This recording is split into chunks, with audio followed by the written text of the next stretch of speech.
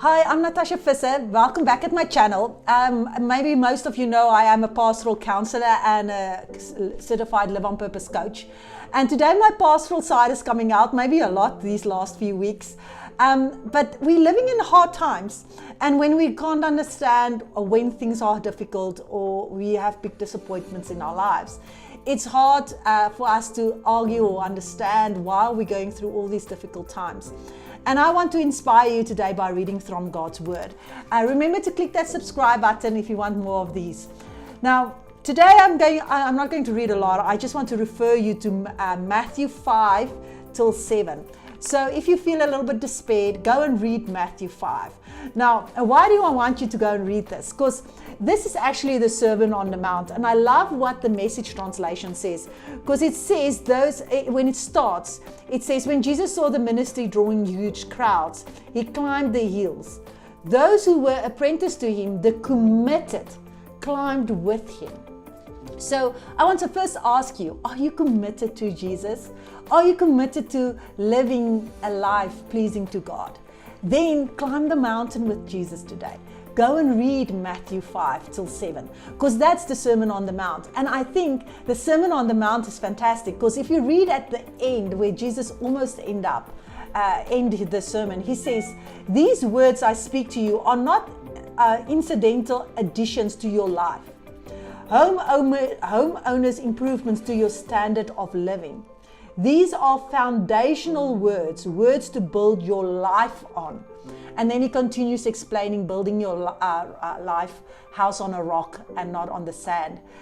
But I found this profound because we tend to go to self-development books and there's such fantastic inspirational speakers out there. That is fantastic. I love their work. I'm also doing that. But if we are Christians, if we are Jesus followers, we need to go to the foundations that God gives us. And actually, if you read Matthew 5 to the end of 7, it actually explains everything we need to know in this hard life.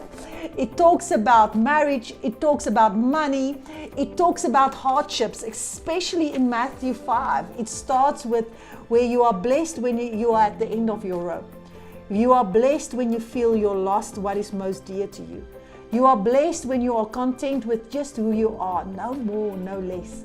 That's the moment you find yourself proud owners of everything that you are, that you can't buy, that can't be bought. That's what it says there. How beautiful is that? Jesus inspires us even when we are feeling tired.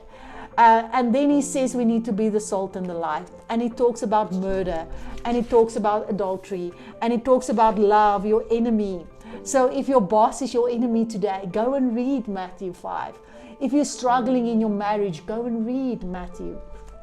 Go and read what Jesus tells us. Go and one thing, if you are feeling you were praying for years to get answers to whatever struggle you are facing, Jesus says here, don't worry your prayers. Just make a simple prayer. And then he gives us the Lord's Prayer there.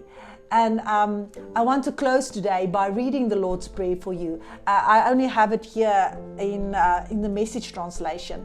But I want to close and pray with you and just say, we don't need to worry our prayers. Okay, go to God's Word. Go to His foundational instructions of our lives.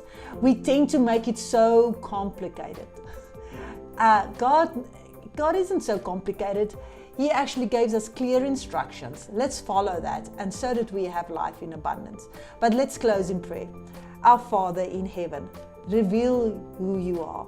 Set the world right. Do what's best, as above, so below. Keep us alive with 3 square meals. Keep us forgiven with you and forgiving others. Keep us safe from ourselves and the devil. You're in charge. You can do anything you want. You're ablaze in beauty. Yes, yes, yes. Amen. Go and read the new King James Version. That's more beautiful for me, the prayer, Lord's Prayer. But I pray that you will simplify your prayer and go and be humble and go and lay your life before God. And I pray that He will guide you in any answer you need. Go and find it in His Word. Thanks for listening.